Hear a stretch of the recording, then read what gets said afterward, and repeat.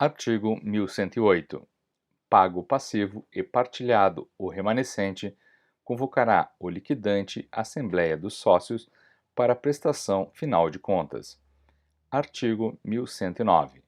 Aprovadas as contas, encerra-se a liquidação e a sociedade se extingue, ao ser averbada no registro próprio a ata da Assembleia.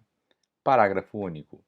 O dissidente tem o prazo de 30 dias a contar da publicação da ata devidamente averbada para promover a ação que couber. Artigo 1110. Encerrada a liquidação, o credor não satisfeito só terá direito a exigir dos sócios individualmente o pagamento do seu crédito, até o limite da soma por eles recebida em partilha, e a propor contra o liquidante ação de perdas e danos. Artigo 1111. No caso de liquidação judicial, será observado o disposto na lei processual. Artigo 1112. No curso de liquidação judicial, o juiz convocará, se necessário, reunião ou assembleia para deliberar sobre os interesses da liquidação e as presidirá, resolvendo sumariamente as questões suscitadas. Parágrafo único. As atas das assembleias serão em cópia autêntica, apensadas ao processo judicial. Capítulo 10. Da transformação, da incorporação, da fusão e da cisão das sociedades. Artigo 1113. O ato de transformação independe de dissolução ou liquidação da sociedade e obedecerá aos preceitos reguladores da Constituição e inscrição próprios do tipo em que vai converter-se. Artigo 1114.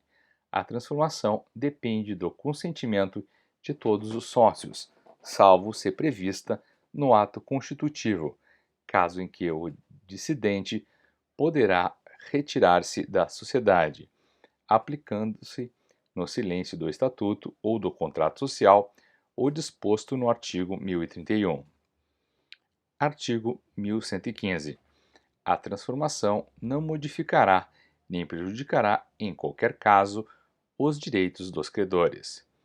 Parágrafo único. A falência da sociedade transformada somente produzirá efeitos em relação aos sócios, que no tipo anterior a eles estariam sujeitos se o pedirem os titulares de créditos anteriores à transformação, e somente a estes beneficiará. Artigo 1116.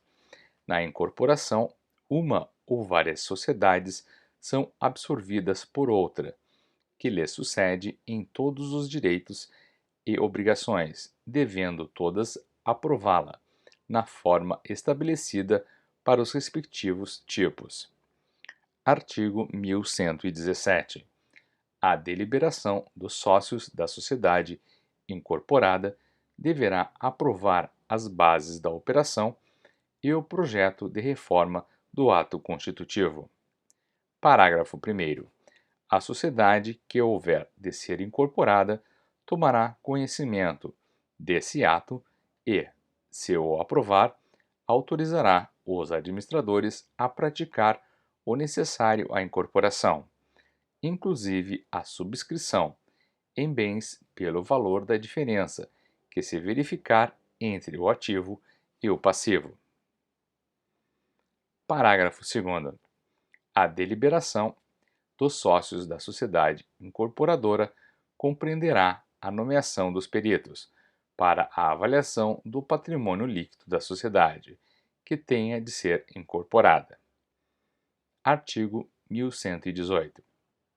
Aprovados os atos da incorporação, a incorporadora declarará extinta a incorporada e promoverá a respectiva averbação no registro próprio. Artigo 1119. A fusão determina a extinção das sociedades que se unem para formar sociedade nova, que a elas sucederá nos direitos e obrigações.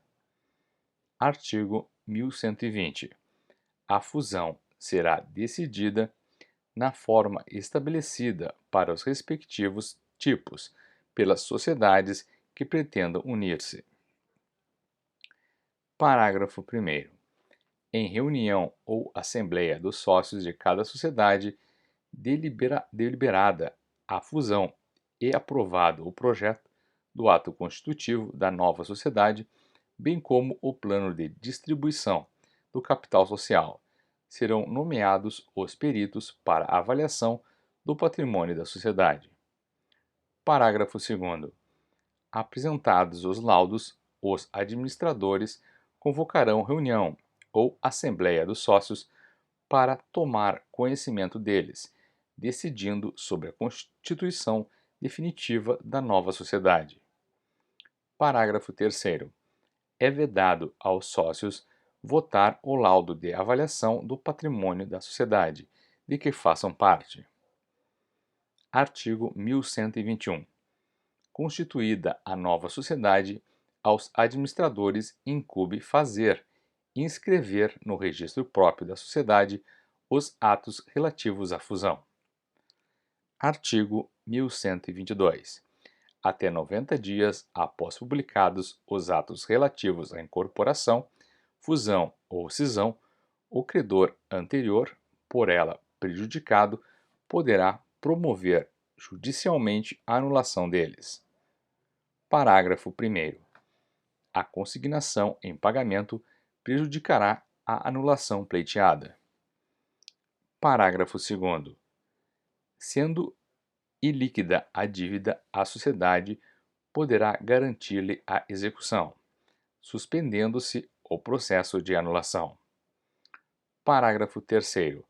Ocorrendo, no prazo desse artigo, a falência da sociedade incorporadora, da sociedade nova ou da cindida, qualquer credor anterior terá direito a pedir a separação dos patrimônios, para o fim de serem os créditos pagos pelos bens das respectivas massas. Capítulo 11. Da sociedade dependente de autorização. Seção 1. Disposições gerais. Artigo 1123. A sociedade que dependa de autorização do Poder Executivo para funcionar reger-se-á por esse título, sem prejuízo do disposto em lei especial. Parágrafo único. A competência da autorização será sempre do Poder Executivo Federal. Artigo 1124. Na falta de prazo estipulado em lei ou em ato do poder público, será considerada caduca a autorização se a sociedade não entrar em funcionamento nos 12 meses seguintes à respectiva publicação. Artigo 1125. Ao Poder Executivo é facultado, a qualquer tempo, cassar a autorização concedida à sociedade nacional ou estrangeira que infringir disposição de ordem pública ou praticar atos contrários aos fins declarados no seu estatuto. Seção 2 da Sociedade Nacional. Artigo 1126.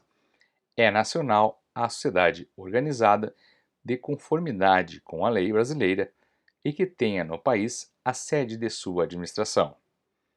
Parágrafo único. Quando a lei exigir que todos os ou alguns sócios sejam brasileiros, as ações da sociedade anônima revestirão no silêncio da lei a forma nominativa, qualquer que seja o tipo da sociedade.